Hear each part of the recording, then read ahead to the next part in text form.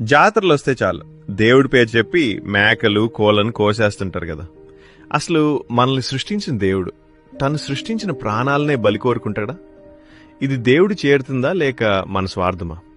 అక్కడ ఒక పాతకాలపు లాజిక్ ఉందండి. మరి నిజానికి పాతకాలంలో అందరూ కలిసి పండుగ చేసుకోవటానికి, అందరికీ మాంసాహారం దొరకడానికి ఈ బలి అనే పద్ధతులు పెట్టారు బ్రో. అప్పట్లో దేవుడికి అర్పించి ఆ ప్రసాదాన్ని ఊరంతా పంచుకునేవారు. అంటే అది దేవుడి ఆకలి కోసం కాదు, ఊరి జనం ఆకలి తీర్చడం కోసం మొదలైంది. సనాతన ధర్మం ప్రకారం చూస్తే దేవుడు కోరుకునేది బలి కాదు, నీలో ఉన్న అరిషడ్ వర్గాల త్యాగం. అంటే నీ కోపం, స్వార్థం అనే పశువుని చంపమని అర్థం. కాని మనం ఆ లాజిక్ వదిలేసి మూగజీవాలను కోసేస్తున్నాం. దేవుడు కావాల్సింది నీ భక్తి తప్ప రక్తం కాదని బాబు. లాజిక్ మిస్ అవ్వకండి బ్రో.